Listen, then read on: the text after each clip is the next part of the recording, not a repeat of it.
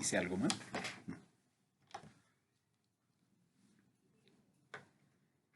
Entonces, esta clase que les voy a dar hoy día, buenas tardes, primero a todos, les voy a hablar de lo que antiguamente se conocía con el nombre de sufrimiento fetal agudo. Actualmente se denomina riesgo de pérdida del bienestar fetal o estado fetal no tranquilizador. Vamos a ver la evolución de estos términos y en base a qué es que los han cambiado. Entonces es importante que empecemos definiendo lo que es el sufrimiento fetal agudo y entendemos sufrimiento fetal agudo como aquel estado en el que se perturba el metabolismo fetal, es decir, existe una perturbación metabólica compleja que está debida a una alteración en el intercambio gaseoso y metabólico en la placenta, es decir, existe un mal intercambio entre el feto y la madre en la placenta.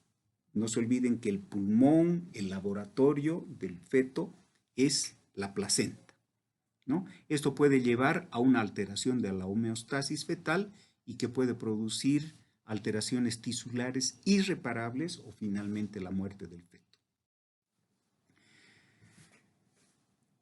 Les voy a hablar un poco de los aspectos históricos y por qué se ha cambiado el término de sufrimiento fetal agudo por otro. El término sufrimiento fetal agudo implicaba siempre la existencia de un episodio asfíctico durante el trabajo de parto, es decir, había una asfixia del feto.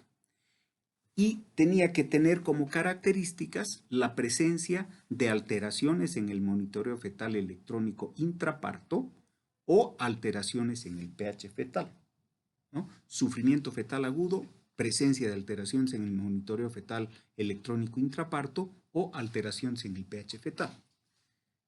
Pero se ha visto a lo largo del tiempo que estos cambios no eran tales. Habían recién nacidos que tenían monitoreos, registros intrapartos francamente patológicos y que nacían con pHs menores a 7.2, pero que no tenían ninguna manifestación ni signos de encefalopatía hipóxico-isquémica o repercusión orgánica debido a estas alteraciones. Entonces quedábamos más o menos marcando ocupado, hablando de un sufrimiento fetal agudo, pero el feto nacía impecable. Diversos ensayos clínicos que comparaban el monitoreo fetal electrónico con la auscultación intermitente con o sin medición del pH han demostrado que no había una reducción del número de admisiones a la UCI neonatal cuando se realizaba el monitoreo continuo del corazón del feto durante el trabajo de parto, que no reducía la morbilidad neonatal, que tampoco se reducía la incidencia de parálisis cerebral y por el contrario, había un incremento importante en la tasa de cesáreas. Entonces, producto de esos errores que tenía el término sufrimiento fetal agudo, la Agencia Internacional de Parálisis Cerebral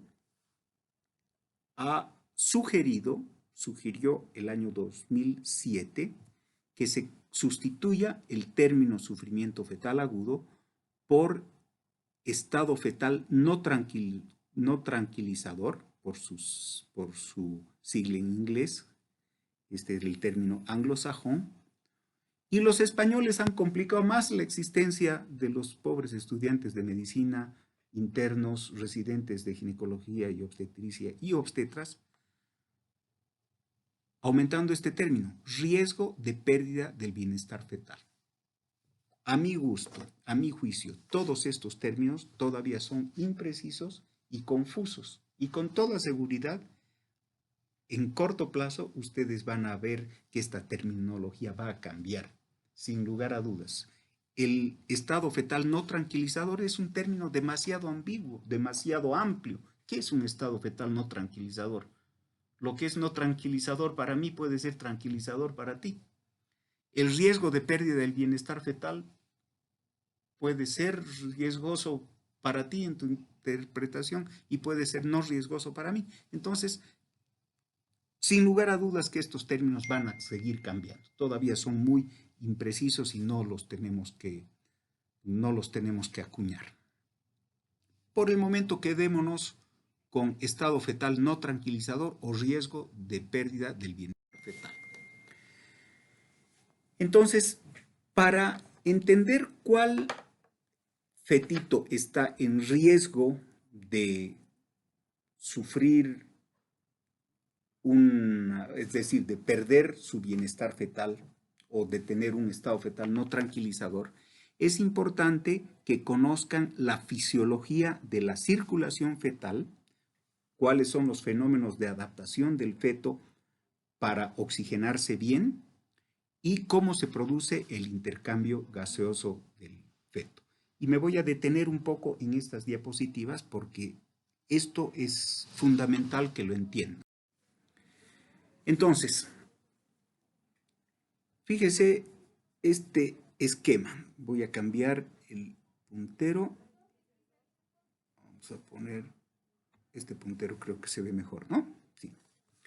Entonces, ¿cómo se produce la circulación adulto o en un individuo fuera del útero?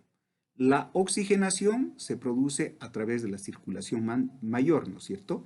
Es decir, aorta, callado aórtico, aorta descendente, vasos ilíacos hacia los miembros inferiores o desde el callado aórtico los grandes vasos del cuello para la irrigación de la mitad superior del cuerpo y particularmente del cerebro, ¿no? La oxigenación se produce a nivel de los pulmones, es decir, la sangre desoxigenada llega por la vena cava inferior y la vena cava superior hacia la aurícula derecha, de ahí pasa al ventrículo derecho, del ventrículo derecho a través de las arterias pulmonares hacia los pulmones, donde se produce la hematosis, donde se produce el intercambio gaseoso, ¿no? De los pulmones a través de las venas pulmonares regresa la sangre hacia la aurícula izquierda y de la aurícula izquierda al ventrículo izquierdo, del ventrículo izquierdo a la aorta y se redistribuye la sangre oxigenada a toda la economía. En el feto, la oxigenación se produce a partir de la vena umbilical. La vena umbilical es la que aporta oxígeno al feto, es decir, la vena umbilical es rica en oxígeno y pónganle comillas esto rico en oxígeno, van a ver las diferencias que hay entre la oxigenación arterial de un adulto y la oxigenación de la vena umbilical en un feto. Pero quedémonos con el concepto de vena umbilical rica en oxígeno. Las arterias umbilicales que salen de los vasos ilíacos, las arterias umbilicales llevan la sangre poco oxigenada, ya sin oxígeno, hacia la placenta para producir la hematosis, para producir el intercambio gaseoso, ¿no? Entonces, las arterias umbilicales son pobres en oxígeno. Y tienen que existir shunts, comunicaciones, que permitan que esta sangre venosa oxigenada de la vena umbilical pase a la circulación mayor fetal para redistribuir oxígeno a toda la economía porque no se produce hematosis en los pulmones, no se produce intercambio gaseoso en los pulmones, ¿cierto? ¿Cuáles son esos shunts? El primer shunt es el conducto venoso, el ductus venoso, que es este. El segundo shunt es el agujero oval que comunica las dos aurículas. Y el tercer shunt es el conducto arterioso que comunica la arteria pulmonar con el callado aórtico. Esos son tres shunts importantes. Entonces, la sangre oxigenada llega al hígado, se distribuye una parte al hígado y otra parte tiene que pasar a la circulación del feto, comunicando la vena umbilical con la vena cava inferior. acá se mezcla la sangre venosa que viene de la cava inferior, que está recogiendo sangre venosa de la mitad inferior del cuerpo del feto, se combina con sangre oxigenada a este nivel y en esta parte la sangre ya oxigenada llega a la aurícula derecha, de la aurícula derecha pasa directamente a la aurícula izquierda, ventrículo izquierdo, aorta, se distribuye hacia la parte superior, hacia el cerebro del fetito, regresa sangre poco oxigenada por la vena cava superior y pasa directamente por la aurícula derecha hacia el ventrículo derecho, oxigenándose parcialmente acá. La sangre del ventrículo derecho pasa hacia los pulmones solamente en un 10% para oxigenar los pulmones, no para que se produzca intercambio gaseoso. Y el 90% pasa directamente hacia la aorta con poco oxígeno, ¿ya? Para ser impulsado desde la aorta descendente a través de los vasos ilíacos hacia las arterias umbilicales que depositan esta sangre para su oxigenación en la placenta. ¿Está claro? Entonces, este es un esquemita que les he hecho para explicarles gráficamente lo que les acabo de mencionar. Entonces, sangre venosa de la placenta rica en oxígeno. Tiene una concentración de entre 30 y 35% de oxígeno. Esta sangre llega a nivel del ductus venoso y se divide en dos caminos. 50% va al hígado del feto y el otro 50% va hacia la vena cava inferior. El ductus venoso comunica la vena umbilical con la vena cava inferior. A este nivel, esta sangre se mezcla con la sangre venosa de la vena cava inferior y pasa sangre ya parcialmente oxigenada, que tiene una saturación de alrededor de 28 milímetros de mercurio de oxígeno, un PO2 de alrededor de 28 milímetros de mercurio, hacia la aurícula derecha. De la aurícula derecha a través del agujero oval pasa directamente a la aurícula izquierda, de la aurícula izquierda al ventrículo izquierdo, del ventrículo izquierdo hacia el callado aórtico, los grandes vasos del cuello hacia la circulación cerebral, es decir, permite la oxigenación del cerebro. La sangre venosa que viene desde la vena cava superior pasa directamente hacia el ventrículo derecho, produciendo una pequeña oxigenación aquí a nivel de la aurícula derecha, pero no pasa esta sangre venosa a través del agujero oval, pasa directamente hacia el ventrículo derecho. Esta sangre poco oxigenada en el ventrículo derecho va a irrigar posteriormente los pulmones, solamente 10% de la sangre llegará a los pulmones y el 90% pasará directamente a la aorta descendente a través del conducto arterioso. Y de la aorta descendente,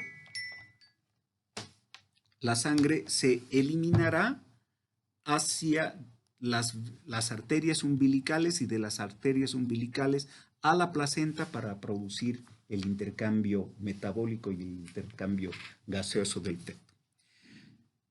Fíjense la diferencia. La saturación de oxígeno en territorio arterial materno es superior a 90 milímetros de mercurio. El PO2 es mayor a 90 milímetros de mercurio. El PO2 en la vena umbilical es de 30 a 35 milímetros de mercurio, pero aún así el fetito es capaz de oxigenarse con este, comillas, poco PO2 en la vena umbilical. ¿Ya? Por cómo se produce, entonces, ¿cuál es la saturación de oxígeno en los diferentes niveles? Resumen de lo que les acabo de decir. En la vena umbilical, el PO2 es de 30 a 35 milímetros de mercurio. Cuando se mezcla la sangre de la vena umbilical con la sangre venosa de la vena cava inferior, el PO2 a este nivel alcanza 26 a 28 milímetros de mercurio. Esa sangre oxigenada con este PO2 llega a la aurícula derecha, de la aurícula derecha a la izquierda, de la izquierda al ventrículo izquierdo, del ventrículo izquierdo a la aorta, de los grandes vasos del cuello, y la sangre retorna por la vena cava superior, fíjense, con poco oxígeno, 10 a 12 milímetros de mercurio. Entonces, fíjense este gradiente de presiones entre la vena cava superior y el ductus venoso cava, es decir, la oxigenación a este nivel. Fíjense la diferencia, hay cerca de 16 milímetros de mercurio, lo cual te indica la gran oxigenación cerebral que sufre, no sufre, sino de la que se beneficia el cerebro, ¿no? Luego, del ventrículo izquierdo, la sangre va hacia las arterias pulmonares, ¿no? Y solamente fluye en un 10% a la circulación pulmonar. El 90% pasará a través del conducto arterioso hacia la aorta y de la aorta hacia los ilíacos, arterias umbilicales, etcétera, para su oxigenación. De todas maneras, esta sangre de acá tiene un PO2 de 16 a 18 milímetros de mercurio. ¿Por qué es más oxigenada que esta sangre? Porque acá, en la aurícula derecha, se mezcla un poco con la sangre oxigenada que ha llegado acá, ¿no? Y pasa hacia el ventrículo derecho. Eso es. Ahora, miren, para que el fetito pueda aprovechar estos 30 a 35 milímetros de mercurio de PO2, necesita que la sangre circule muchas veces por todo el sistema. De tal manera que el gasto cardíaco fetal es de 450 mililitros por kilo por minuto. Una barbaridad de alto en relación al gasto cardíaco al segundo mes de vida, que es de solamente 160 mililitros por kilo minuto, es decir, 3 veces menor, o en relación a un adulto, que es de 75 ml por kilo minuto, es decir, casi 6 veces menor que el gasto cardíaco del feto. Entonces, todo esto que les acabo de mencionar se puede medir indirectamente a través de la velocimetría Doppler. La velocimetría Doppler es un estudio que se hace mediante ecografía basado en el principio físico descrito por un físico alemán hace casi 100 años, John Christian Doppler, que decía que uno puede medir la velocidad a la que se mueve un objeto en movimiento por el sonido que éste emite. Un avión en movimiento, ustedes saben que el sonido primero es débil, a medida que se acerca a nosotros aumenta y cuando se aleja nuevamente se va volviendo débil. Nosotros podemos calcular la velocidad a la que se mueve ese avión calculando el sonido que éste emite. Ese es el principio de John Christian Doppler y que ha sido aplicado a la medicina y actualmente podemos medir velocidades de flujo a través del ductus venoso, velocidades de flujo a través de las arterias cerebrales medias, velocidades de flujo a través de las arterias umbilicales, en fin, velocidades de flujo en las arterias uterinas, en fin. Y tenemos además unas características morfológicas de las ondas que emite este flujo. Entonces, esta es la característica de onda al Doppler del ductus venoso, la característica de flujo al Doppler de la arteria cerebral media y la característica de flujo a través de la arteria umbilical. Es decir, podemos medir velocidades de flujo a través de cualquier vaso del cuerpo del bebé. Estos son muy importantes, quiero que los tomen en cuenta. Estos sirven para evaluar estados de hipoxia crónica en el feto, que no es el objetivo de nuestra clase. El objetivo de nuestra clase es evaluar estados de hipoxemia aguda. Ese es el término de sufrimiento fetal agudo o pérdida del bienestar fetal o estado fetal no tranquilizador. Entonces, ¿qué elementos son los que favorecen una adecuada oxigenación tisular fetal a pesar de recibir tan poco oxígeno de la vena umbilical, 30 a 35 milímetros de mercurio de PO2? El primer factor muy importante es la masa eritrocitaria. Acuérdense que el hematocrito en el fetito es del orden de 70 a 75%, en relación a un adulto que es de 40 a 45%.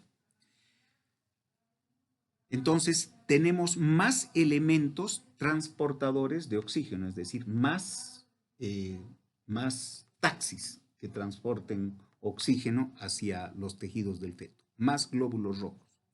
Segundo, las características de la hemoglobina fetal. La hemoglobina fetal es diferente a la hemoglobina del adulto.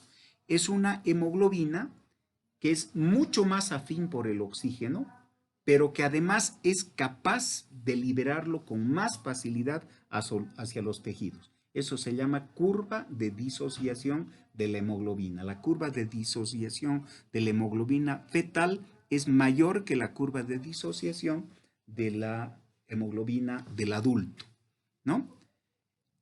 Pero además esta hemoglobina fetal es capaz de captar más rápido el CO2 y de eliminarlo.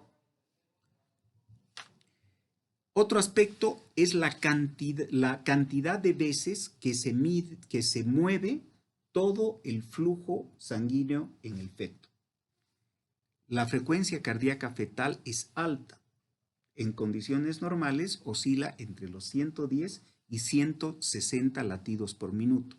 El gasto cardíaco es alto, 450 ml por kilo por minuto, y este elemento fundamental, la placenta, que es un gran laboratorio, que es una gran red capilar de baja resistencia, que permite un adecuado intercambio gaseoso entre la madre y el feto.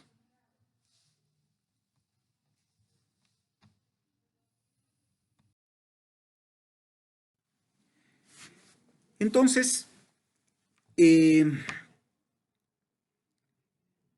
se ha establecido que existen modificaciones importantes de la frecuencia cardíaca fetal en relación a la acidosis fetal, en relación al nivel de acidosis en el feto. Estos cambios en la frecuencia cardíaca fetal se producen por diferentes receptores que existen en diferentes lugares de la economía del feto, como por ejemplo a nivel de la protuberancia, donde está el centro cardiorregulador que contiene quimioreceptores. Estos quimioreceptores son muy sensibles a las disminuciones del pH y al aumento del exceso de bases, ¿no? De acá tenemos una vía simpática aferente hacia la glándula suprarrenal que va a liberar catecolaminas, epinefrina y norepinefrina, que van a pasar a la circulación hacia el corazón fetal, estimulando los latidos del feto, aumentando la frecuencia cardíaca en relación a una disminución de la oxigenación y elevación de los hidrogeniones, es decir, a disminuciones del pH en el feto. Además, vamos a tener vías simpáticas aferentes directamente hacia el nodo sinoauricular desde el centro cardiorregulador, y también vamos a tener vías parasimpáticas, fibras parasimpáticas que van también al nodo sinoauricular. Estas se encargarán de acelerar el corazón y estas se encargarán de disminuir la frecuencia cardíaca cuando ya se agota este sistema. No se olviden que el corazón del fetito es muy chiquitito, es débil, Y cuando tú tienes una frecuencia cardíaca muy elevada como un mecanismo de compensación a la hipoxia, va a llegar un momento en que se va a agotar y el fetito entrará posteriormente en bradicardia. Y también tenemos varoreceptores a nivel de las carótidas, tenemos quimiorreceptores a nivel del cuerpo carotídeo y varoreceptores en la aorta.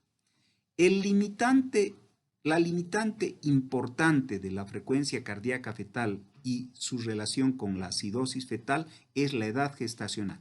Este sistema que les acabo de explicar someramente, groseramente, completa su maduración después de las 30 semanas. Hay algunos autores que consideran el límite las 28.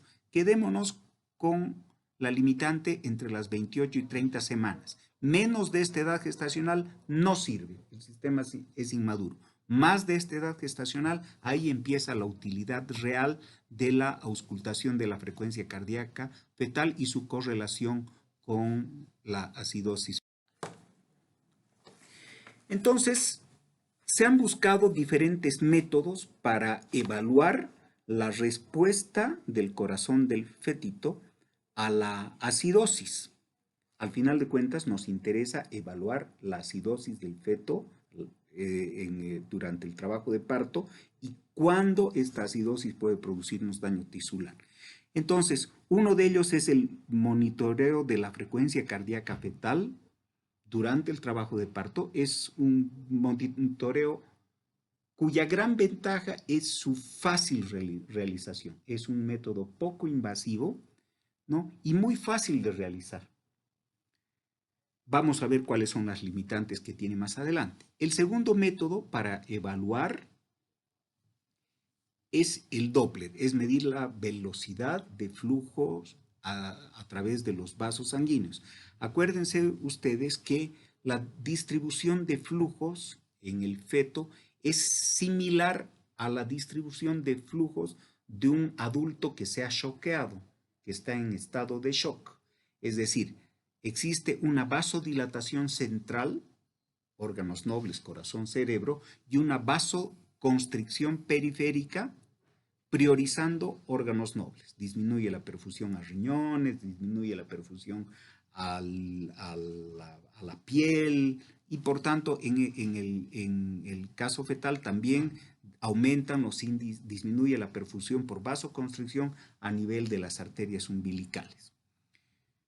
Lo mejor, sin lugar a dudas, sería medir los gases del cordón umbilical, hacer una gasometría a nivel del cordón umbilical. Sin embargo, es un procedimiento invasivo, engorroso y que no se puede hacer en todo momento durante el trabajo de parto. La oximetría de pulso fetal era un método que se utilizó en los años a fines de los 90, que entusiasmó mucho porque era de muy fácil realización. Se colocaba un oxímetro de pulso en la mejilla del feto, como ven acá, y se medía la oximetría de pulso fetal.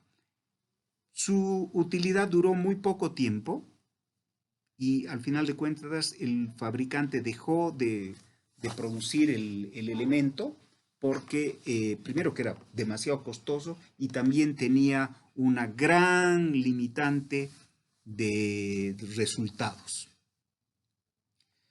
Y una cosa de la que seguramente ustedes han oído hablar, que es la medición del pH a nivel del cuero cabelludo del feto.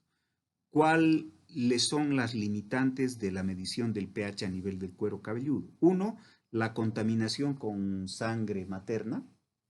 Y dos, que necesitas que exista una dilatación del cuello para poder tomar la muestra del cuero cabelludo fetal.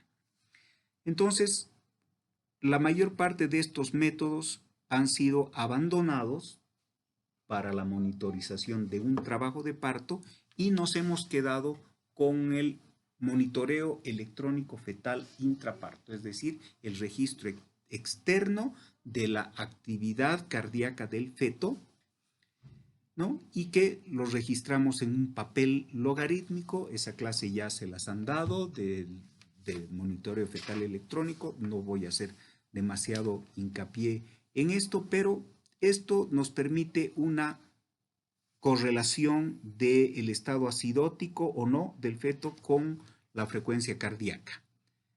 ¿Será realmente que nos permite una adecuada interpretación del estado acidótico? Eso vamos a ver en las próximas diapositivas.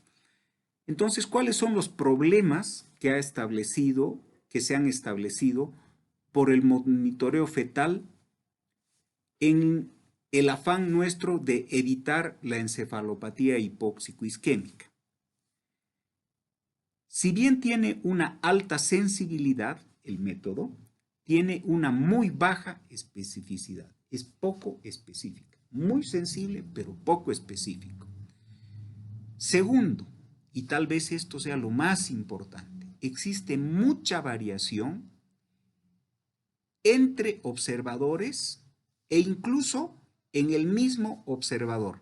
Me explico. Entre observadores, médico A y médico B le dan el mismo registro. Estos pueden interpretarlo de diferente manera hasta en un 60% de los casos. 50 a 60% de los casos. Pero lo que es peor, al médico A le dan un registro hoy y el mismo registro se lo dan dentro de 3 meses para que lo interprete, y también existe una variación muy alta en su interpretación. Entonces, el problema no solamente radica en esta mala interpretación del registro, sino que radica fundamentalmente en la disparidad de criterios en la intervención, en cómo vamos a corregir ese estado en el feto, ¿no? Entonces hay disparidad en la interpretación como en la intervención. Y la prueba finalmente ha mostrado un pobre valor predictivo positivo. Quizás esto no sea tanto culpa de la prueba, sino sea culpa de la baja prevalencia de encefalopatía hipóxico-isquémica en el feto. Afortunadamente, la encefalopatía hipóxico-isquémica es un episodio muy malo, pero que no ocurre con mucha frecuencia. Entonces, cuando tú tienes una baja prevalencia, cualquier prueba, por muy buena que ésta sea, va a tener un pobre valor predictivo positivo. Es decir, tienes muestritas muy chiquititas como para compararlo, ¿cierto?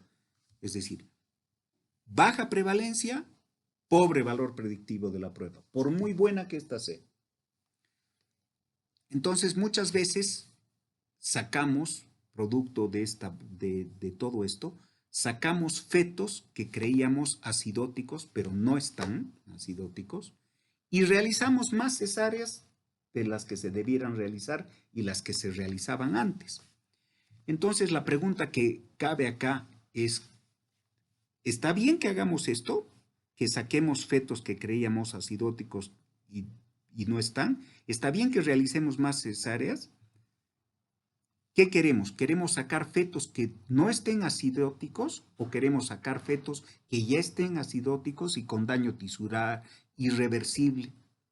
¿Qué queremos? ¿Queremos esto o queremos sacarlos antes de que esto ocurra? Entonces, vamos a ver cómo es que podemos sacar a los fetitos antes de que esto ocurra, y tenemos que consensuar algunas cosas para que no existan estas variaciones interobservadores e intraobservadores. En eso nos vamos a 10 minutos. Entonces, acá les muestro un metaanálisis que fue publicado el año 2017, es una revisión Cochrane, que hecho por el autor Alfirevic, que juntó 37,000 pacientes de estudios aleatorizados, de pacientes de bajo riesgo y pacientes de alto riesgo, es decir, pacientes que tenían bajo riesgo de hipoxia intraparto y pacientes de alto riesgo de sufrir hipoxia intraparto. Y mostraron que no existía descenso en la incidencia de encefalopatías hipóxico-isquémicas, en la incidencia de acidosis fetal y de Apgar bajo al minuto. En cambio, había un incremento importante de los partos instrumentales y de las cesáreas. Hubo un incremento en esta revisión de más del 23% de cesáreas por riesgo de pérdida del bienestar fetal. 23% se incrementó la tasa de cesáreas sin que disminuyan las encefalopatías hipóxico-isquémicas, la acidosis fetal o el Apgar bajo. Es decir, estamos operando más, pero no hemos modificado para nada estas tasas. Muy bien, entonces, nosotros, este iceberg, quiero que lo interpreten como los riesgos de encefalopatía hipóxico-isquémica que tiene un feto. El 85% de los fetitos con riesgo o que sufren una encefalopatía hipóxico-isquémica sufren esto antes de iniciarse el trabajo de parto. Nosotros debiéramos intervenir en esta parte para disminuir la tasa de encefalopatías hipóxico-isquémicas, que está dada por infecciones, por malformaciones inadvertidas, por retardos del crecimiento intrauterino, por trastornos metabólicos, etc. Acá juega un rol fundamental en obstetricia moderna el Doppler. Y en lo que nosotros estamos interviniendo es solamente en este 10 a 15% que sufre algún tipo de hipoxia durante el trabajo de parto. 10 a 15% solamente. Vamos a lograr un impacto en la disminución de la encefalopatía hipóxico-isquémica cuando actuemos más acá, en este 80-85%. Entonces, ¿qué les he hablado tanto de monitoreo fetal electrónico si mucha utilidad aparentemente no tiene? Pues sí tiene. Nuestro objetivo debiera ser optimizar el cuidado prenatal, lo que les decía. Prevenir, disminuir el 80-85% de fetos antes del parto que pueden sufrir algún tipo de hipoxia, evitando eventos que pudieran generar lesión tisular durante el trabajo de parto. Y no solamente el evento severo de asfixia perinatal, cuando el daño ya se ha producido. Es decir, debemos actuar antes de que se produzca la lesión tisular durante el trabajo de parto. Lamentablemente parece que estamos actuando más acá, cuando ya existe un evento severo asfíctico que produce un daño tisular irreversible. Entonces debemos centrarnos en identificar precozmente cuáles son los fetos que están previamente lesionados, los que tienen alguna hipoxia crónica. Ahí juega un rol importante la ecografía y juega un rol fundamental el ecodoppler. Podemos detectar fetitos pequeños para la edad gestacional, podemos detectar fetitos que tengan hipoxias crónicas previas que ya nos hayan mostrado en la velocimetría Doppler una redistribución de flujos, ¿no? Y tenemos que diferenciar la hipoxia aguda, la que ocurre durante el trabajo de parto exclusivamente, de la hipoxia crónica reagudizada, es decir, el feto previamente lesionado que sufre además una hipoxia aguda durante el trabajo de parto. Este fetito probablemente tenga mucho más riesgos que este otro durante el trabajo de parto. Entonces, eso nos permite el registro intraparto, nos permite diferenciar la hipoxia aguda de la hipoxia crónica reagudizada.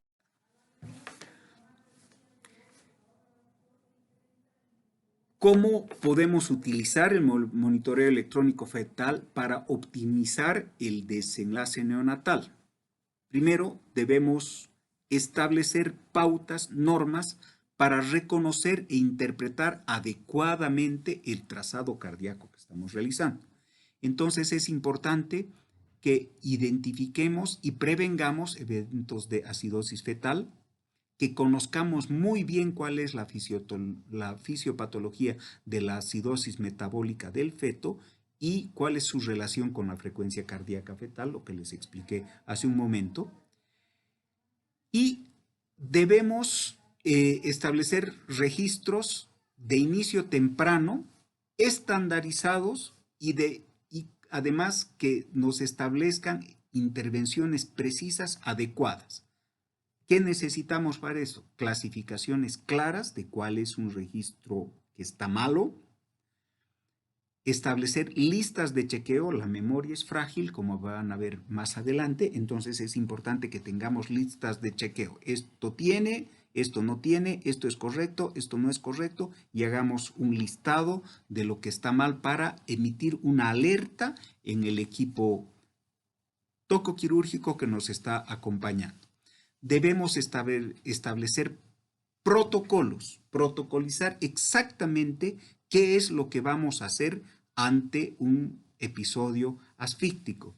No sirven los destellos de brillantez. Si nosotros establecemos una hoja de ruta, protocolizamos lo que tenemos que hacer en caso de un registro alterado, entonces si tenemos estos protocolos estandarizados, probablemente vayamos a optimizar el desenlace de nuestros neonatos.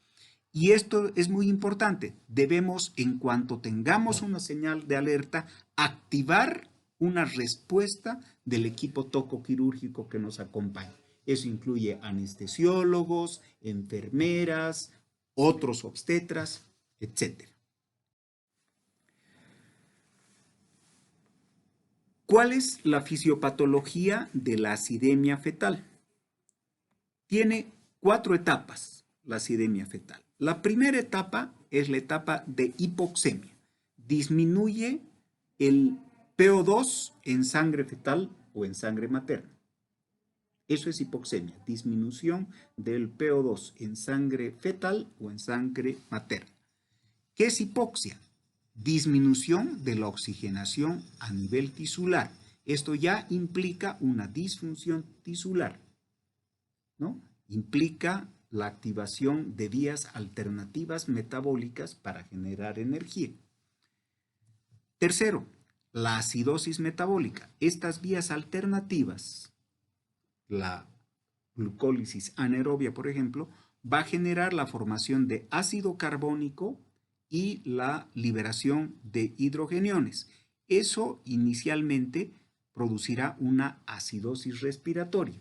Cuando el daño es mayor, se produce la hipooxigenación tisular, la glucólisis anaerobia en los tejidos con formación de ácido láctico, hidrogeniones e hipotensión en el feto. Y finalmente, si esto continúa, tendremos la hipoperfusión con muerte tisular, ya sea por apoptosis o por necrosis. Si esto ocurre en órganos nobles como el cerebro, ya saben que es irreversible.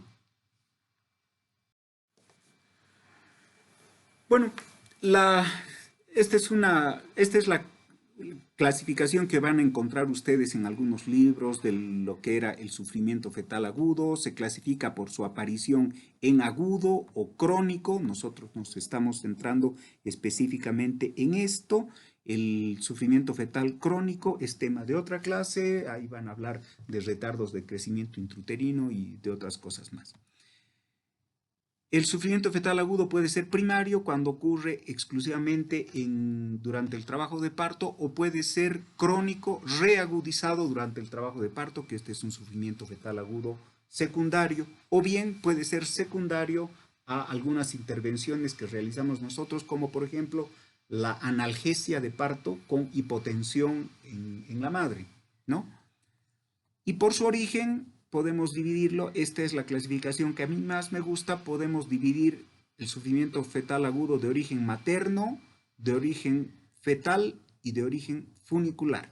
Materno, causas maternas, causas fetales y causas ovulares. Siempre ordénense así y no se van a perder nunca. ¿Se acuerdan de esto? Esto es solamente, bueno, este es el diagrama de flujo que les explicaba hace un rato, cómo medimos los flujos a diversos niveles. Y en la hipoxia crónica, el Doppler juega un rol fundamental porque nos permite ver cuánto se está afectando la oxigenación en el feto y cómo es que este fetito está produciendo la redistribución de flujos, es decir, cómo es que se va produciendo la centralización de flujo para priorizar órganos nobles. ¿Qué es lo que ocurre en condiciones normales? Este es un esquema de la arteria umbilical. Fíjense. A nivel de la arteria umbilical es una arteria de baja resistencia. La placenta no le ofrece ninguna resistencia, permite un flujo muy fácil de la arteria umbilical hacia el órgano para producir el adecuado intercambio gaseoso. Entonces tenemos esta onda normal, ¿no? Este es sístole, este es diástole. Es decir, este es un vaso de baja resistencia. Solamente quiero que vean forma, no les voy a hablar de números porque eso no les interesa mucho a ustedes, pero este es un vaso de baja resistencia. Cuando aumenta la resistencia placentaria, hay dificultad del flujo de la arteria umbilical hacia la placenta, existe vasoconstricción periférica, esta ya es una primera señal de centralización, es decir, fíjense, hay más sístole pero menos diástole, es decir, este es un vaso de alta resistencia. Cuando se igualan las presiones entre la arteria umbilical y la placenta, es decir, hay más vasoconstricción, más resistencia, entonces acá ya no vamos a tener flujo diastólico. Fíjense, esto es sístole y ya no hay diástole. La diástole está a nivel de la línea de base. Y cuando ya la presión placentaria excede la presión de la arteria, de las arterias umbilicales, ya también el flujo refluye, es decir, la sangre no pasa hacia la placenta, sino que refluye dentro de las arterias umbilicales.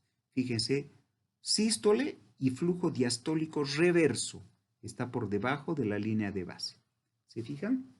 Esa es una indicación de redistribución. Este cuadro es un cuadro muy interesante. Refleja, miren, la presión en la arteria cerebral media en condiciones normales. La arteria cerebral media es un vaso de alta presión. En cambio, la arteria umbilical es un vaso de baja presión. Si nosotros dividimos la presión de la arteria cerebral media, esa presión la medimos mediante un índice que se llama índice de pulsatilidad.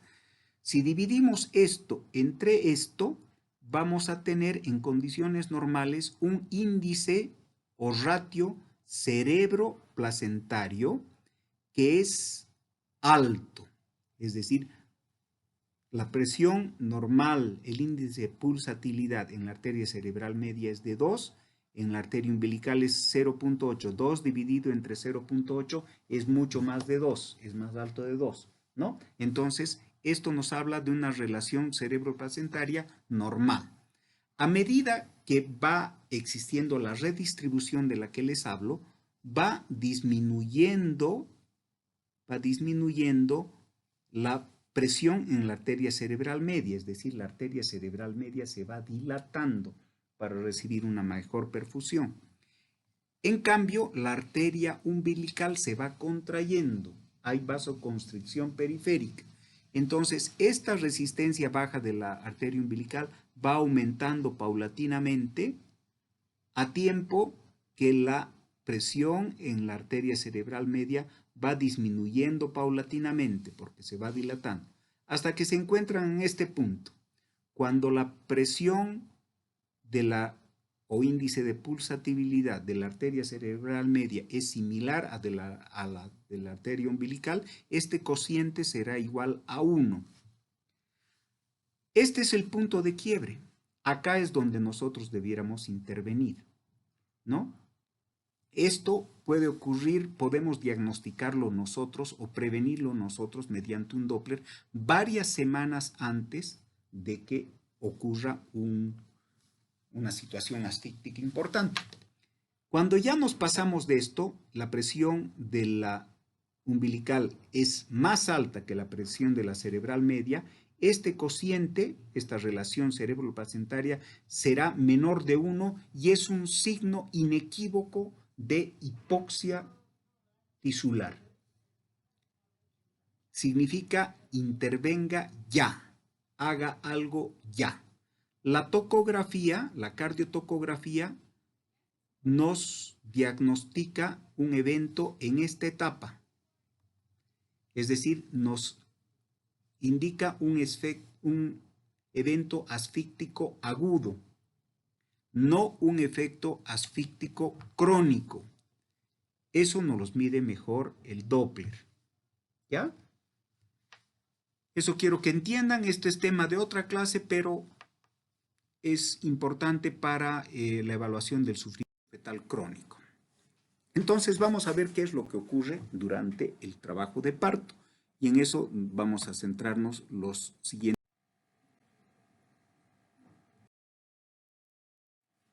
Entonces, ¿cómo se produce la oxigenación del feto durante el trabajo de parto? Y céntrense en este concepto, reserva placentaria. Hagan de cuenta que este fetito va a ser sometido a una maratón, tiene que correr una maratón. El trabajo de parto es una maratón de 12 a 14 horas. Esa es la maratón que tiene que correr el fetito. Si el fetito ha sido bien entrenado, va a correr sin problemas esa maratón.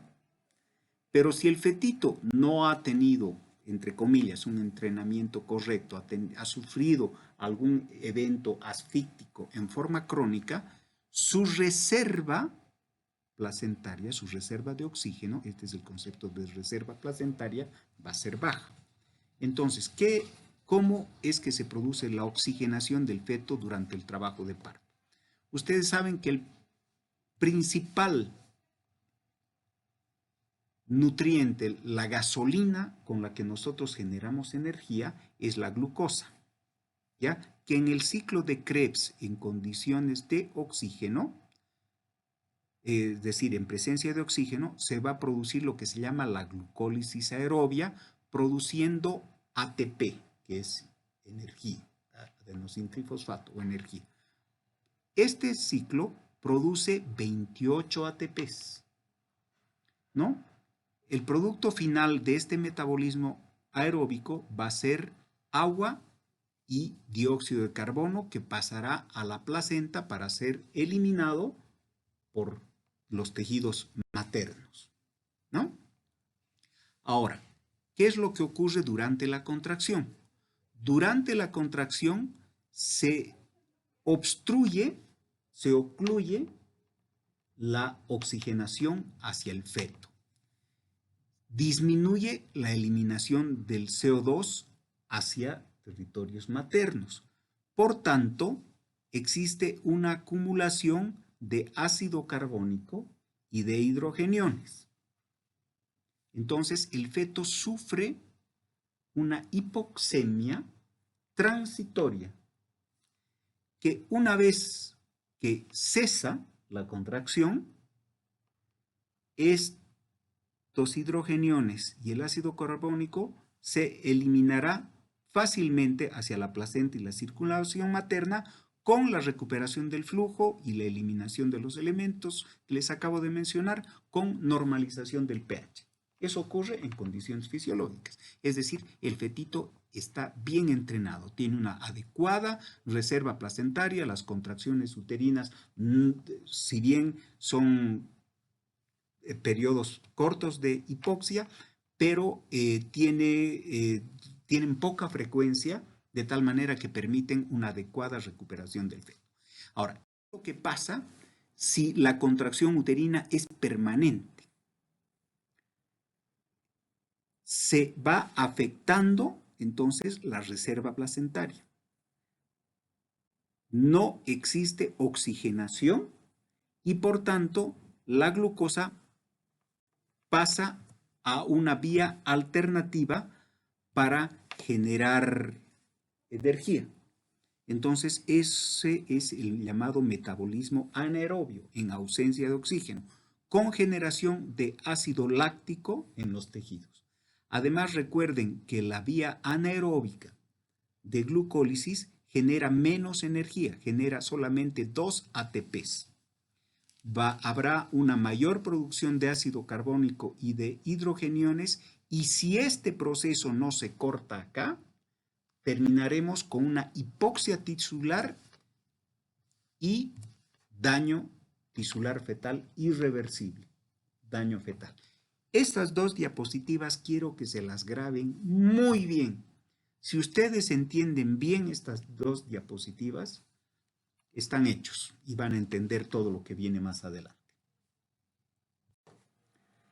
Bueno, vamos a hablar rápidamente cuáles son las causas de sufrimiento fetal agudo intraparto, y tenemos causas maternas, causas fetales y causas ovulares, que las podemos dividir en funiculares y placentarias. Entre las causas maternas, la hipertensión inducida por el embarazo puede ser una causa de sufrimiento fetal agudo, la hipotensión materna, la hipovolemia, enfermedad vascular o respiratoria materna previa, en fin, enfermedades del colágeno. Hay varias cosas que afectan el intercambio gaseoso materno, ¿no?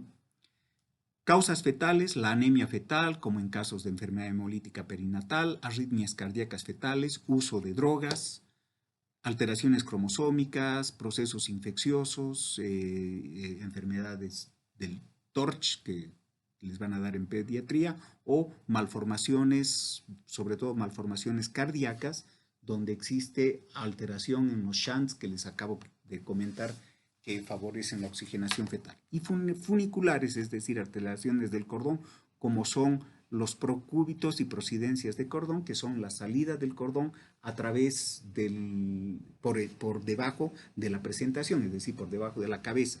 Cuando las membranas están rotas, protruirán hacia la vagina, eso se llama procúbito de cordón. Cuando están rotas, se llamará prosidencia de cordón, y si las membranas están íntegras, nosotros tocaremos el cordón a través de las membranas, eso se llama procúbito de cordón, ¿no? O las compresiones de cordón en caso de oligoamnios, de disminuciones del líquido amniótico, que hacen que el feto comprima el cordón contra la pared del útero. Placentarias, el desprendimiento prematuro de placenta normoinserta, infartos que alteran la superficie de intercambio en la placenta, envejecimientos placentarios, embarazos mayores de 41 semanas tienen más riesgo. El tamaño de la placenta es importante. La placenta será más pequeña en caso de embarazos múltiples y por tanto los embarazos múltiples tendrán un mayor riesgo de sufrir algún tipo de hipoxia porque tienen placentas chiquititas, o la hipertonía uterina en caso de que el útero no vuelva a su punto de tono. El punto de tono es la presión mínima entre dos contracciones y es normal entre 10 y 12 milímetros de mercurio. Cuando el útero no vuelve a ese punto de tono entre dos contracciones uterinas y se mantiene más bien elevado por encima de los 12 milímetros de mercurio, 20, 30, 40 milímetros de mercurio, hablamos de hipertonía uterina. Esta hipertonía, por supuesto, afectará la oxigenación del feto. Finalmente, la hipertonía puede terminar produciendo rotura del útero, lo cual es catastrófico para el feto. ¿Cuáles son los factores que determinan el daño fetal por hipoxia intraparto? Es decir, ¿cuál es el factor central que va a determinar el daño tisular? Aparentemente, el factor más importante no es la disminución del pH, no es exclusivamente la acidosis fetal, no es exclusivamente la hipoxemia fetal, sino más bien es el grado de descenso del déficit de base durante el trabajo de parto. Segundo aspecto importante es el tiempo en el que el fetito está expuesto durante el trabajo de parto a un exceso de bases bajo. Es decir, tengo un exceso de bases bajo y todavía voy a tener 2-3 horas de trabajo de parto, es un tiempo de exposición demasiado largo soportando este exceso de bases bajo. Por tanto, me muestra que no existe un intercambio gaseoso eficiente en el feto. Entonces, el estado ácido-base y su relación con la hipoxia crónica lo vamos a ver en estas circunstancias. Es decir, tendremos mayor estado ácido-base durante el trabajo de parto en relación a fetos que previamente hayan estado hipóxicos, como los fetos con retardo de crecimiento intrauterino, los fetitos de madres preeclámpticas, de madres diabéticas, insulinos requirientes sobre todo, y fetitos cuyas placentas hayan sufrido algún tipo de infarto, ya sea por edad gestacional mayor a 41 semanas o por infecciones del tipo TORCH. Y esto era lo que les decía, ¿no? Fíjense, normalmente el exceso de bases al inicio de un trabajo de parto es de menos 2 milimoles por litro. Durante el trabajo de parto va bajando en una desviación estándar las primeras 6 horas de trabajo de parto. Disminuye 1 milimol por litro. Disminuye 1 milimol por litro durante las primeras 6 horas, pero llegará a un exceso de base de menos 3 a menos 4 y en la última etapa del trabajo de parto, este exceso de bases bajará a menos 6 milimoles por litro.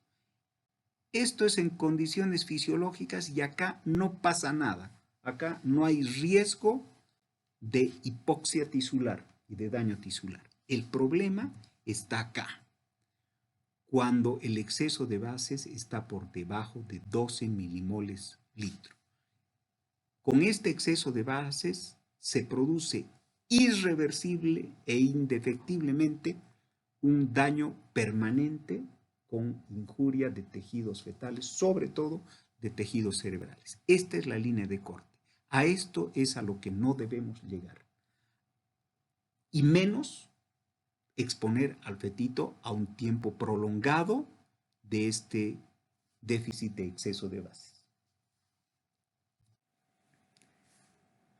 Esto es más o menos lo mismo que les acabo de explicar. Esta curva nos expresa condiciones normales.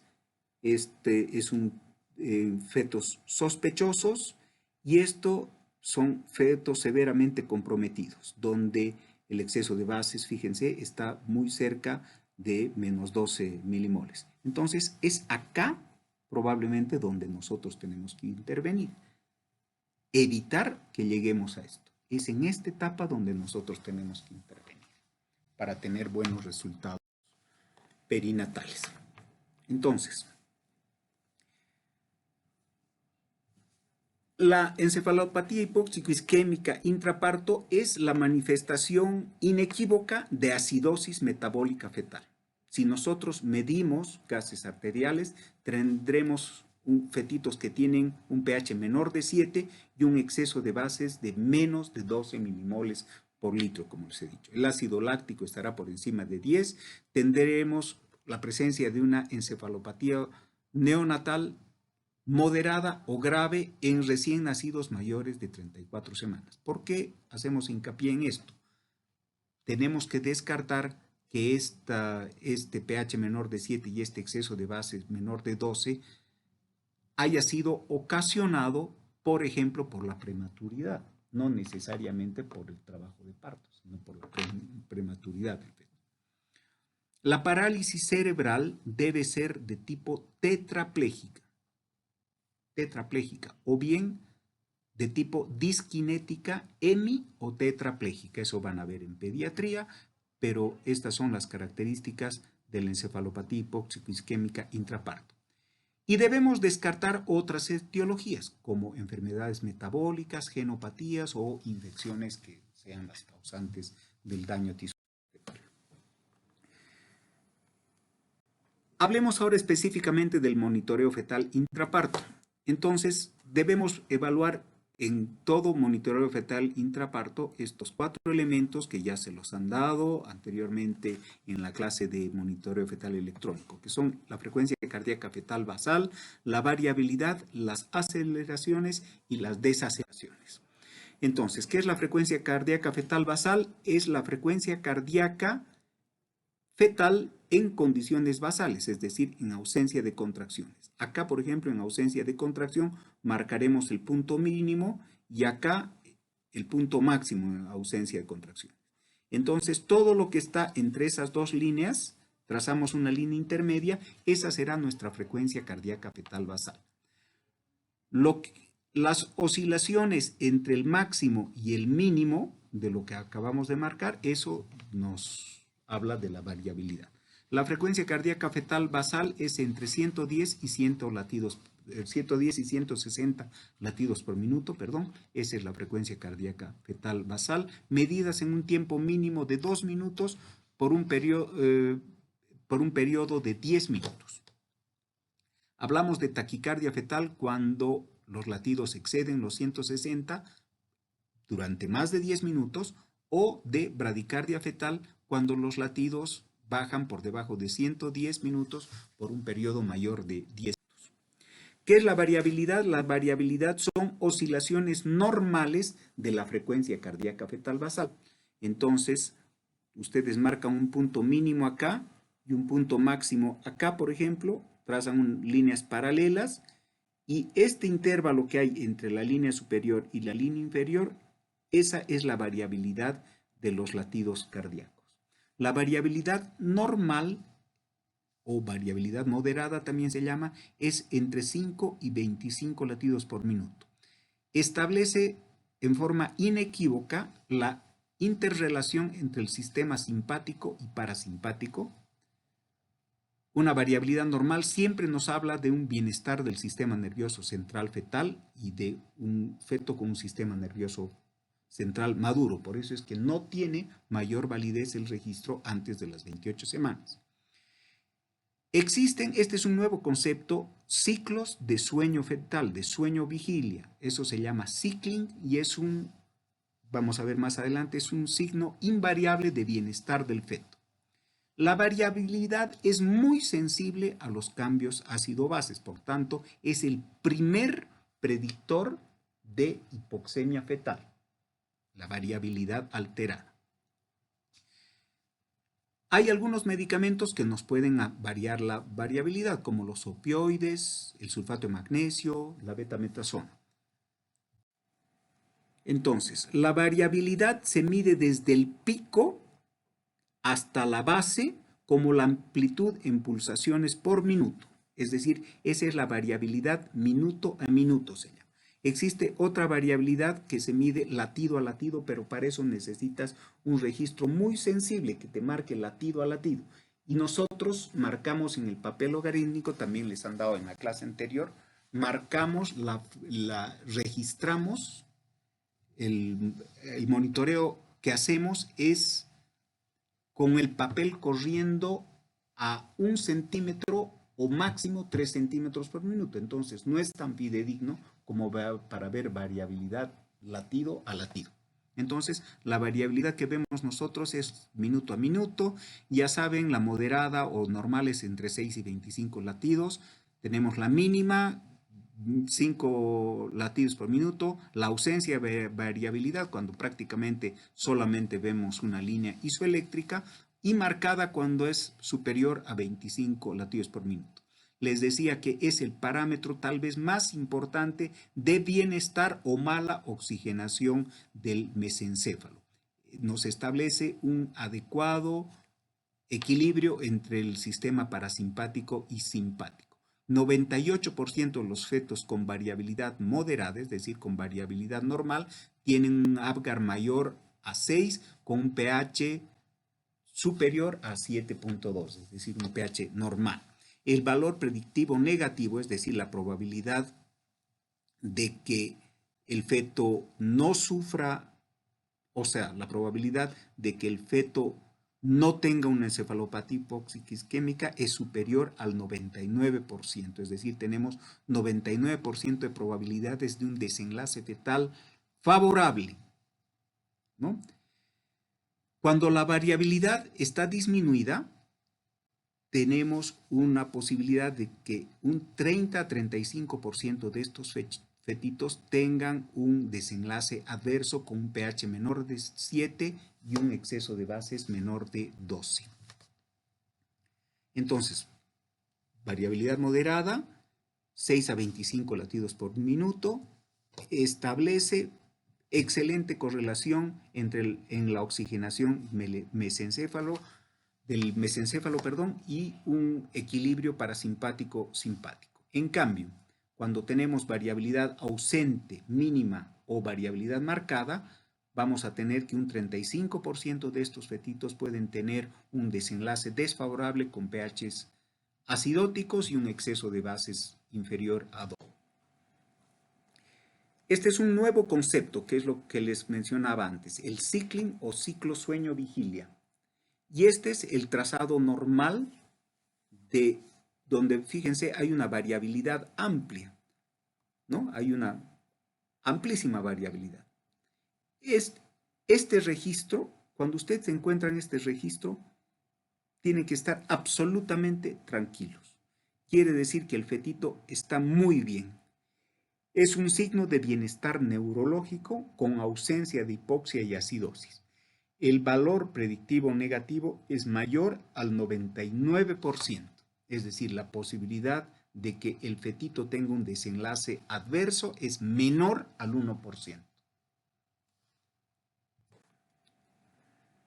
Algunos ejemplos de variabilidad anormal, fíjense, acá prácticamente tenemos una línea isoeléctrica, acá pequeñas variaciones de la variabilidad, esta es una variabilidad mínima, esta es una variabilidad saltatoria, se ven como dientes de tiburón, y este es el patrón tal vez más ominoso de la variabilidad. Este es un feto premortem, cuando se fijan se ven como ondas, como olas. Esto es lo que se llama variabilidad sinusoidal. Este es un signo inequívoco de hipoxia tisular y probablemente de daño tisular importante. ¿Qué son las aceleraciones? Las aceleraciones, ya las han visto, son incrementos de la frecuencia cardíaca fetal basal en relación a los movimientos fetales o las contracciones. Más allá de las 32 semanas, este incremento debe ser mayor a 15 latidos por un periodo de mayor a 15 segundos. Cuando esto ocurre antes de las 32 semanas, aceptamos como un valor normal la elevación de 10 latidos por minuto, ¿no?, por encima de la línea de base con una duración de 10 segundos o más, ¿no? Entonces, miren, esa es la línea de base. Acá hay un incremento de los latidos del fetito en relación a la línea de base por encima de, qué sé yo, 25 latidos. Lo mismo que acá. Esas son las aceleraciones. ¿Qué son las desaceleraciones? Las desaceleraciones son descensos cortos de la frecuencia cardíaca fetal basal por debajo de 25 latidos. Debajo de 25 latidos por minuto. Entonces, fíjense, la línea de base, y acá tenemos desaceleraciones menos de 25 latidos por debajo de la frecuencia cardíaca. Ahora, ustedes bien saben que hay varios tipos de desaceleraciones. Las desaceleraciones tipo DIP 1, tipo DIP 2 y las desaceleraciones variables. Las DIP 1 ya no se llaman DIP 1, se llaman desaceleraciones precoces. Las DIP 2 ya no se llaman DIP 2, se llaman desaceleraciones tardías. Y las variables, que antes se conocían como variables no complicadas o variables complicadas, y que ahora se incorpora un término que es el de variables atípicas. Para poder reconocer cada una de las variables, les sugiero este esquema, ¿no? Deben ver las características comunes que tienen todas las desaceleraciones. No se olviden, no se pierdan en esto. Muy importante. Toda desaceleración tiene una forma, una morfología, tiene una cronología, es decir, el intervalo entre el pico de la contracción y el fondo de la desaceleración. Para fines prácticos se toma en cuenta el inicio de la contracción y el inicio de la desaceleración. Les voy a mostrar más adelante. La duración de la contracción y la intensidad de la misma. Morfología, cronología, duración e intensidad. Son los 4 elementos que siempre deben evaluar en las desaceleraciones para entender si se trata o no de una desaceleración precoz, tardía o variable. Entonces, empecemos con las desaceleraciones precoces. ¿Cuál es la morfología de las desaceleraciones precoces? Es una morfología en espejo. Fíjense, es como si hubiéramos puesto un espejo acá. Viene la contracción e inmediatamente viene la desaceleración. Esa es la morfología. ¿Cuál es la cronología? El intervalo que existe entre el inicio de la contracción y el inicio de la desaceleración. Eso debe ser menor de 15 segundos. Esa es la cronología de la desaceleración temprana. Por eso se llama desaceleración temprana o precoz. ¿Cuál es la duración? Dura lo mismo que la contracción y la intensidad o amplitud es tan intensa como intensa es la contracción. ¿Por qué se producen las desaceleraciones precoces? Por compresión de la cabeza del feto. No tiene ninguna significación clínica. Los fetos con desaceleraciones precoces tienen pH normal, exceso de bases normal, no tienen hipoxemia ni hipoxia tisular. Es probablemente desencadenada por un reflejo vagal por la compresión de la cabeza del feto. Estas son las malas, estas son las peligrosísimas, las desaceleraciones tardías. ¿Cuál es la morfología? Es una morfología mellada. Apenas alcanza a hacer una desaceleración, pero va precedida por una disminución de la variabilidad. Fíjense, acá hay una disminución importante de la variabilidad. ¿Ven? Entonces, si uno ve este registro, parece como una ligera ondulación y muchas veces pasan desapercibidas estas. Morfología mellada, precedida de disminución de la variabilidad. ¿Cuál es su duración? Menor a 3 minutos. Puede durar tanto como dure la contracción o más tiempo, pero menos de 3 minutos. Después ya hablamos de bradicardia, si dura más de 3 minutos. ¿No? Entonces, esa es la duración. ¿Y cuál es su amplitud? Mellada. Apenas alcanza a hacer una desaceleración. Es decir, apenas baja los 25 latidos. Esas son las desaceleraciones tardías, las más difíciles de reconocer, pero las más peligrosas. Son signo inequívoco de hipoxemia y de hipoxia tisular. ¿Cuáles son las desaceleraciones variables? Las desaceleraciones variables decíamos que se dividían en variables complicadas, variables no complicadas, ¿no? Tienen una morfología variable, una duración variable, intensidad variable, cronología variable. Pero, sin embargo, existen algunas características. Esto se los dejo pendiente. ¿Cuáles son las variables atípicas? Lo vamos a ver más adelante. Entonces, ¿cuál es la morfología?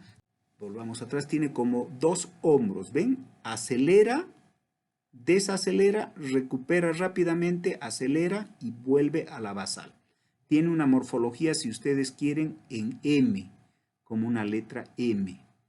Estas son desaceleraciones variables no complicadas. Sin embargo, si las variables no complicadas son repetitivas y aparecen en más del 50% de las contracciones, a la larga van a terminar siendo desaceleraciones variables complicadas y van a representar también un estado de hipoxia en el feto. ¿Cuáles son las desaceleraciones variables complicadas? Se llaman desaceleraciones variables atípicas. Fíjense, igual que las tardías tienen la misma significación clínica, es un dato inequívoco de disminución del exceso de bases, de hipoxia fetal y de acidosis metabólica fetal. Disminución de la variabilidad, descenso de la frecuencia cardíaca intenta recuperar, pero vuelve a descender y finalmente asciende, incluso produciendo una taquicardia fetal transitoria. Este es un signo muy ominoso cuando existe taquicardia fetal transitoria. Entonces, fíjense, tiene una morfología en W. Estas son las variables atípicas. Las variables atípicas son también signo inequívoco de acidosis metabólica fetal. Bueno, algunos ejemplos. Miren, fíjense. Vean esta variabilidad. ¿Qué les parece?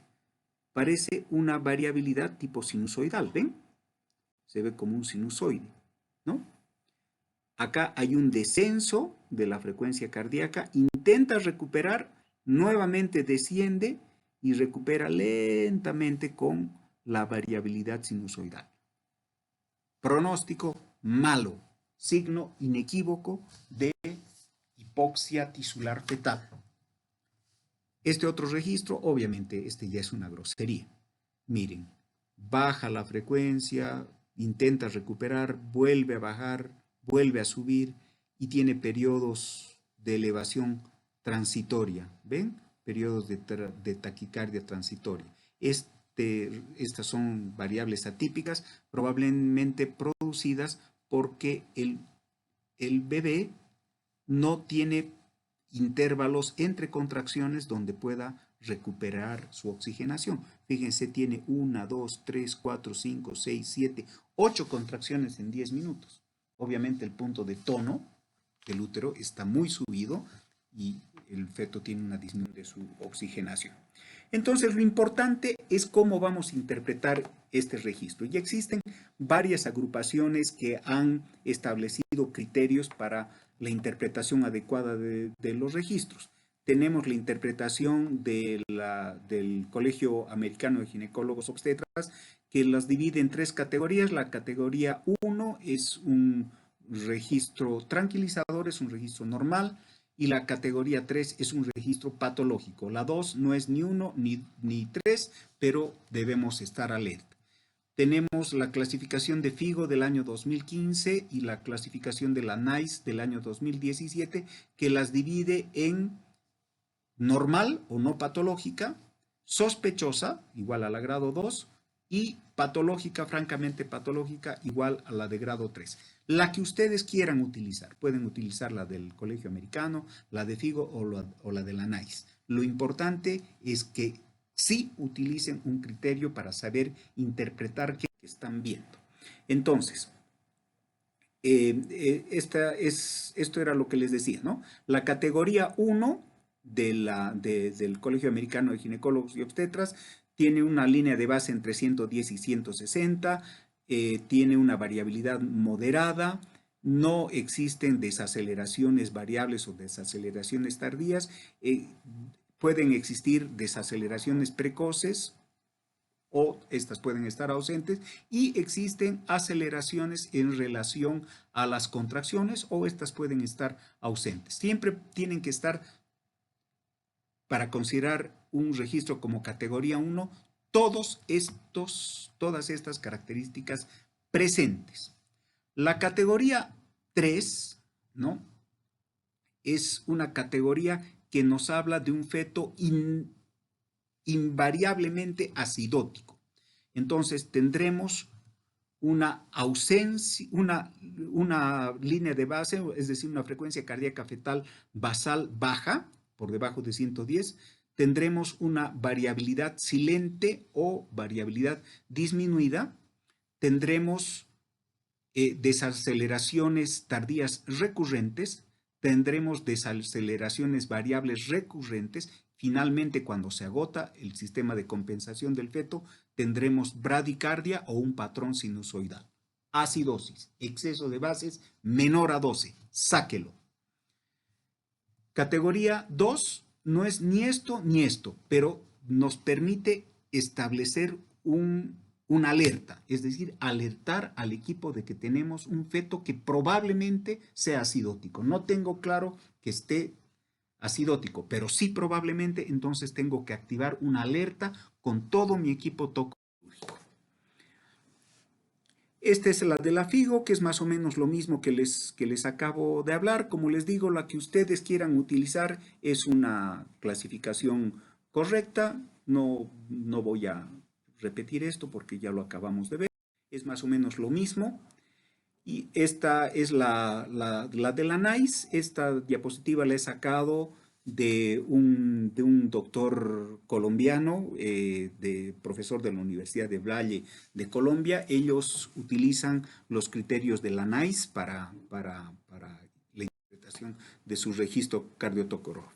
Lo más importante, una vez que nosotros tengamos un feto con alerta de que puede estar hipóxico, debemos correlacionar lo que acabamos de ver con alguna de las tablas que les he mostrado, ya sea de la FIGO, de la NICE o de lo que sea.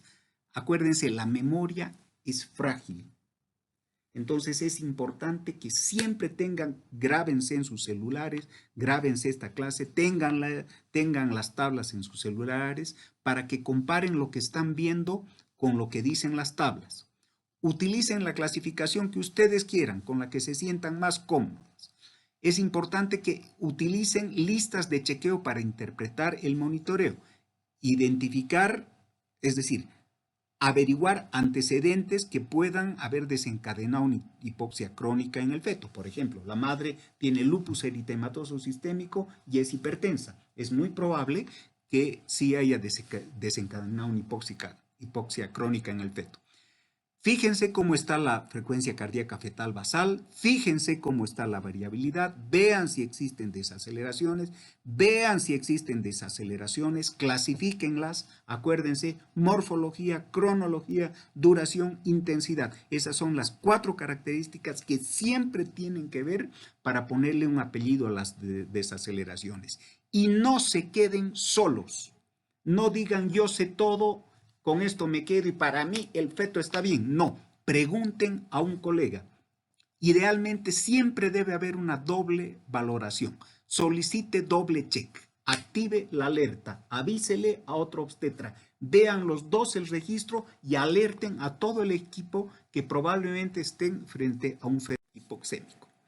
Entonces, esta es la guía de monitoreo fetal. Este monito me ha encantado, yo lo he bajado de las diapositivas de este doctor, del doctor Chandraham, que es el jefe de obstetricia y ginecología del Hospital St. George en Inglaterra.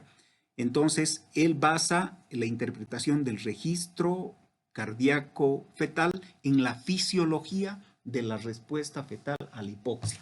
Entonces, aprendan a ser ordenados, siempre ordenados, ¿no? Entonces, establezcan una línea de chequeo. Frecuencia cardíaca fetal basal, variabilidad, aceleraciones, desaceleraciones. Clasifiquen las desaceleraciones, vean morfología, cronología, duración, intensidad. Anoten antecedentes maternos que puedan haber desencadenado una hipoxia crónica, la edad de la madre, diabetes tipo 1, obesidad, preeclampsia, retardos del crecimiento intrauterino pueden ocurrir en pacientes hipertensas. No se olviden, infecciones perinatales, TORCH. Vean los antecedentes fetales. Es un fetito previamente con un retardo de crecimiento intrauterino. Es un fetito con infección intraamniótica activa o pasada. Que tenga una malformación fetal, que tenga una disminución de líquido amniótico, hay más probabilidad de que se comprime el cordón y que tenga desaceleraciones variables del tipo complicado o variables atípicas. Y finalmente siempre examine a la paciente. Establezca la dilatación, cómo está la dilatación y cómo están las contracciones uterinas. Entonces, cuando usted tenga un paciente con riesgo de hipoxia ingresando a partos, establezca esta línea de chequeo, siempre. Esto también grábenlo, ténganlo en su celular. ¿Cuál es el riesgo de hipoxia crónica, lesión fetal preexistente que tiene el feto y cómo está ingresando a la unidad de preparto? ¿Cómo está la frecuencia cardíaca fetal? ¿Está adecuada para la edad gestacional? Sí, no, anota. ¿Cómo está la variabilidad? ¿Está normal? ¿Hay presencia de cycling? No se olviden cycling, buen pronóstico. Sí. ¿Existen aceleraciones en relación a las contracciones? Sí, no. ¿Y existen desaceleraciones suaves o tardías, sí, no, entonces no se olviden de hacer este chequeo. Luego de eso, estableceremos una estrategia de manejo según lo que hayamos encontrado. Si tenemos un patrón de alerta, es decir, un patrón en la cardiotocografía tipo 2, por ejemplo, entonces tenemos que usar las guías que acabamos de estandarizar, la que ustedes quieran, NICE, FIGO, Colegio Americano de Obstetras, etc. Establezcan la línea de chequeo y siempre consulten a un colega. Chequeo cruzado. Tratar la causa. Restituir. Nuestro objetivo es restituir el flujo placentario.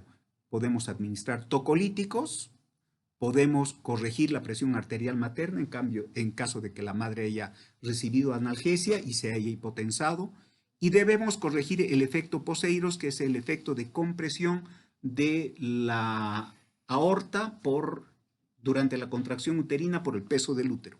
Entonces esto se corrige poniendo a la madre en decúbito lateral.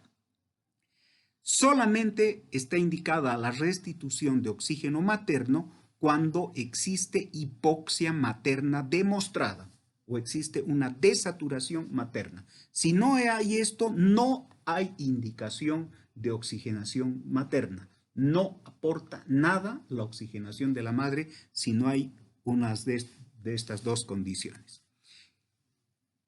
Luego tendremos que preguntarnos, ¿la causa de la hipoxia es reversible o es irreversible? Si es reversible, con las acciones que hemos utilizado, probablemente el registro se vaya a normalizar. Pero siempre debemos activar y coordinar a nuestro equipo. Todo el mundo tiene que estar alerta por si nos encontramos ante un evento de hipoxemia con exceso de bases menor de 12, serio, ¿no? Activar siempre el equipo y con mayor razón si la causa es irreversible. Entonces, nuestro plan de acción debe ser guiado por una lista de chequeo, un chequeo cruzado que debemos hacer. Esto es el chequeo cruzado de la Fundación Valle de Lili de Colombia, de la Universidad del Valle.